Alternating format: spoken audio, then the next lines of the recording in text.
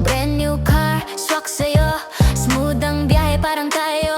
Kung hanap mo ay comfort at style, dito sigurado ka with every mile. May vlog pa kami, check mo online. Lahat transparent, walang rewind. Team Angeles Vlog, yeah we got that car. Brand new wheels para sa'yo, superstar. At kung trip mo ay van, meron kaming renta. Sama ka na, hatid ka namin kompleto ang kwenta. Para sa pamilyang masaya, sakto tong biyahe. Caravan, basta safe at presko lagi. With Team Angeles, you know the vibe. Sakay na babe, let's take a ride. Caravan, ikaw ang pipili. Basta kasama ka, panalo lagi. R&B ang daloy ng gabi. Test drive, come with me. Hatid namin ay quality sa bawat aking ngiti. Guarantee, hanap mo that style, dito sigurado ka worth every mile. May vlog pa kami, check mo online. Lahat transparent, walang rewind. Team Angeles Vlog, yeah we got that car. Brand new wheels para sa'yo, superstar. Kung trip mo ay van, meron kaming renta. Sama ka na, hatid ka namin kompleto ang kwenta. Para sa pamilyang masaya, sakto tong biyahe. Caravan, basta safe at presko lagi. Good morning mga ka-auto! Kamusta kayo? So ngayong araw, i-review na natin to. Yan, i-review na natin tong unit na to. Matagal na tong nakita ko dito na may magandang unit. Tapos may isusunod tayo, bagong unit mga ka-auto. Sana maabutan natin. Tapusin ko lang tong vlog na to. Tapos isusunod ko yung unit na sinasabi ko. Teka, nakasubscribe na ba kayo? Kung hindi pa, pakisubscribe naman po yung channel namin. Bibigyan ko kayo ng 5 seconds para mag-subscribe. Ito na ang 5 seconds nyo.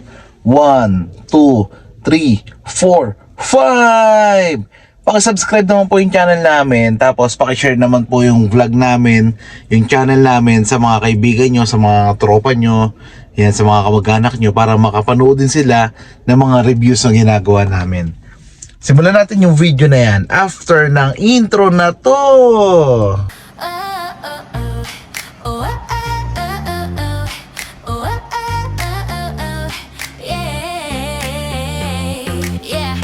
Pasok ka na sa ride ko. Team Angeles, tara let's go. Brand new car, swak sa'yo. Smooth ang biyahe parang tayo. Kung hanap mo ay comfort at style, dito sigurado. So yun mga ka-auto, panoorin nyo yung gagawin nating review dito sa unit na to. Sa GL Grandia Automatic. Maganda yung unit. So maraming siguro, sana maraming manood nitong unit na to. So simulan natin yung video na yan. Let's go. So ang naka-display ngayon dito sa showroom ay white pearl na two-tone. Simulan natin yung gulong. Ang sukat ng gulong na to ay 235/65 R16. 16 inch, then 6 holes. Yan, Bridgestone yung ginamit na gulong. Ganda, di ba? So ito yung napakalaking mukha ng GL Grandia. Yan. Halogen, tapos halogen din yung fog light, front sensor, ayan. Laki ng mukha, no? Di ba? Tapos, ang kagandahan sa makina ng bagong high ace ay nasa unahan na. Hindi yung katulad nung decontent, hindi katulad nung decontent na nasa ilalim ng upuan. Ito kasi nasa harap na. So, tara, check natin yung makina.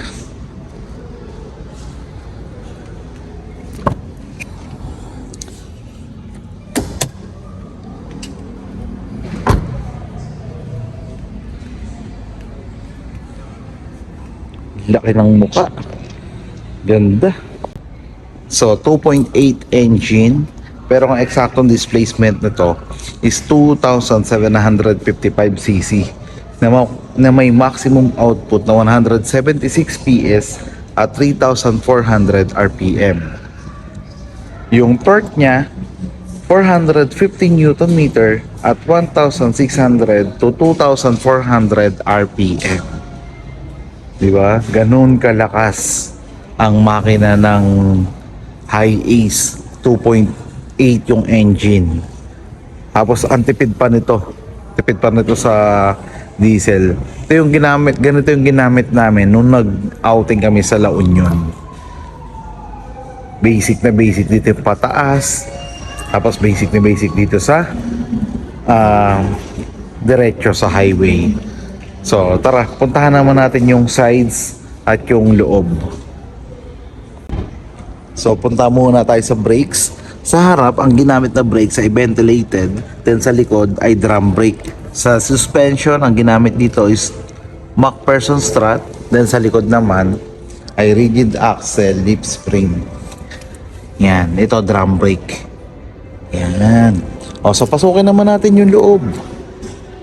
Yung driver side.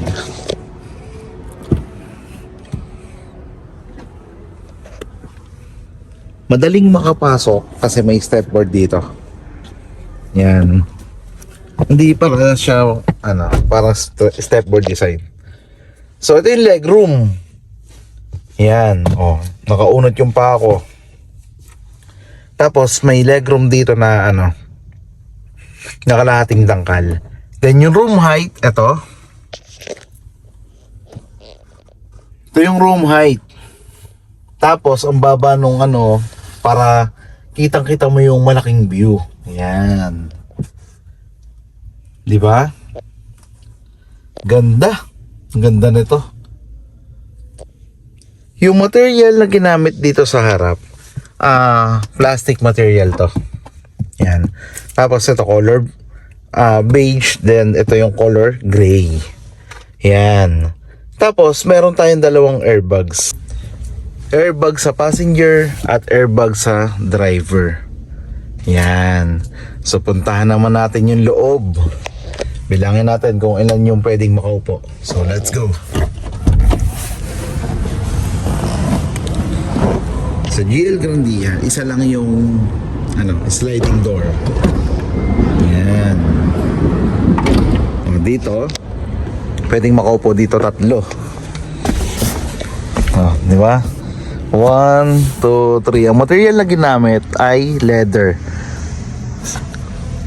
Yan, leather na color gray. Tapos fabric na na color beige. Yan, then ito yung aircon. Ito yung centralized aircon.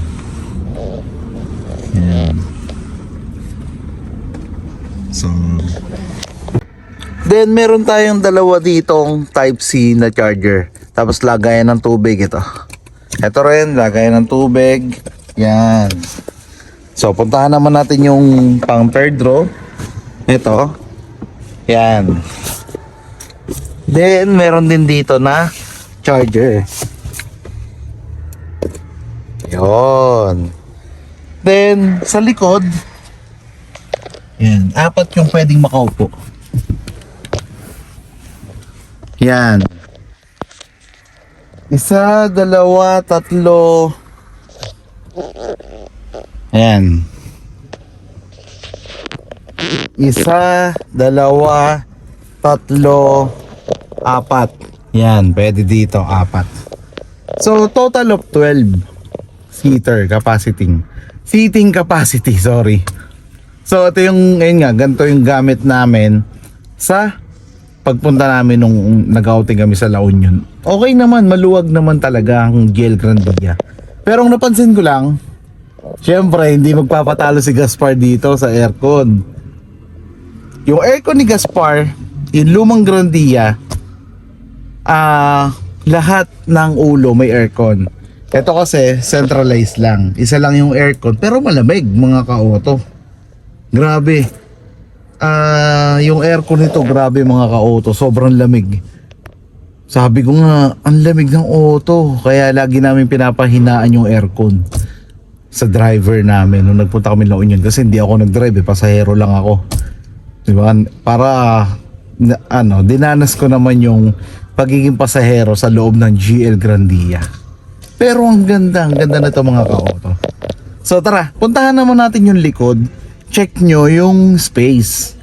Kung maluwag ba or masikip na. Ayan, tara check natin. Sama-sama yung nating i-check. So let's go. Pagbaba dito, easy lang eh. Ito maluwag yan. Maluwag yung legroom. Ayan, pakita ko sa inyo. Hindi ko pala nasabi. Ayan, isang dangkal. O, tapos doon. Then, check natin yung likod.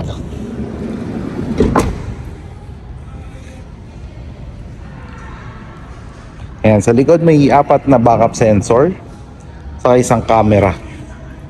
Yan, check natin. Oh, may hood lip assist din kaya medyo hindi masyadong mabilis ang pagkakayat nito para hindi matamaan yung mga ulo natin. Pero yung legroom ay yung space dito sa likod medyo kakaunti na rin. Ayan. Ayan, no. Oh, isang dangkal lang. Oh, di ba? So, medyo maliit yung likod nito. Yung kay Gaspar kasi mga ka-auto, isang dangkal, tapos hanggang dito pa. Yan, so medyo maluwag pa siya. Ayan, no? Eh dito sa likod, 4 yung pwede makaupo. Tapos lahat may headrest. Ang ganda. Sa kalagay, Toyota Hiace DL Grandia. Okay. Ang ganda naman itong unit na to. O alamin naman natin mga ka-auto kung ano nga ba yung dimension. Kasi syempre ipapark nyo siya. Paano nyo nga ba ipapark ang isang GL Grandia? Eh napakalaki nito. Diba? Ang overall length nito mga ka-auto is 5,255.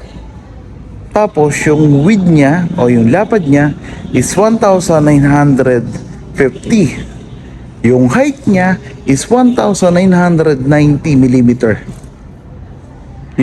Yung wheelbase 3,210 mm. Yan. Di ba? Nakuha nyo na? 5,255 yung length. Yung width 1,950 mm. Yung height 1,990 mm. Tapos yung wheelbase 3,210. Yung full tank nito mga ka-auto is 70 liters capacity. So puntahan naman natin yung loob, yung paborito ko at ang paborito ng lahat ng driver side. So tara, pasukin na natin mga ka-auto. Ganda oh. Solid. Ang ganda ng side mirror oh. Yan, two-way side mirror oh. Foldable side mirror yan mga ka-auto. Tapos ito yung lock and unlock ng pinto. Tapos ito yung joystick para sa side mirror natin.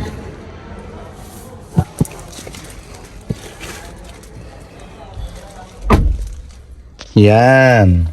So ang pag-adjust nito mga ka-auto, tilt, up and down, tapos telescopic. Yan ang pag-adjust niya ng manibela niya. Tapos ito yung lagay ng water bottle din doon. May malaking center console na double. Check natin kung double nga. O, di ba? Ay, hindi pala siya double. Eh, may cover lang dito. So, yan. Tapos, meron pa dito. Yan, lagay nga natin to. O, yan yung water bottle ko. Tapos, glove box. Ito. Yan, lagay ng dokumento. Water bottle ulit dito. Then, meron tayong 8-inch. Yan, 8-inch to na head unit with Apple CarPlay at Android Auto. Tapos ito yung sa aircon niya, yan yung buttons. Pero hindi pa siya push start mga ka-auto. Di susi pa lang siya. Then ito yung gear niya, park, reverse, neutral, drive, S+ at S-. Yan, ito naman yung aircon sa likod. Yan, ito naman, yan lagay ng coins, yan. Ganda nito mga ka-auto. So yun nga mga ka-auto, naikutan na natin, nakita na natin yung engine, nakita na natin kung ilan yung pwede makaupo. 2 sa unahan, 3 sa second row, 3 sa second row ulit, at panghuling row ay 4, so total of 12. 2, 3, 3, 6. Yan. At 2, 3, 3, 4 pala, sorry. So total of 12 seating capacity. Ngayon, yung pressure niya is 2,481,000. Ganda yung discounting nito mga ka-auto, malaki yung discount. Katulad ng binigay natin sa kliyente natin kay Sir Mark Anthony, shoutout po. Commuter lang yung kukunin niya. Sabi ko, sir, may magandang discount tayo kay GL Grandia. Ayun, napush ko siya kay GL Grandia. So, hindi ko pala nasabi mga ka-auto, itong sun visor yan. Then, ito rin, sa driver, walang vanity mirror. Tapos, lagay ng shades, yung room lamp, yan. So, yun. Yung pala yung mga hindi ko nasabi. So, mga ka-auto, kung naghahanap kayo ng GL Grandia na may magandang promo, kung naghahanap kayo ng pampamilya na 12-seater, 10-seater, GL Grandia ang pasok sa inyo. Ang ganda pa ng discount, ang laki pa ng discount. So, yun mga ka-auto, maraming salamat po sa pagsama nyo sa amin sa aming pag-vlog ngayong araw. Sana magustuhan nyo tong vlog na to. Pakishare naman po sa mga tropa nyo, mga kaibigan nyo, sa mga kamag-anak nyo. May malaking discount po tayo para sa GL Grandia. Hanggang dito na lamang mga ka-auto. Mag-vlog tayo ulit ng isang unit ngayong araw. BZ4X, Urban Cruiser. Meron kaming unit dito sa showroom ng Urban Cruiser. So tara, samahan niyo ulit ako. Maraming salamat po sa panonood. God bless po sa ating lahat. Bye!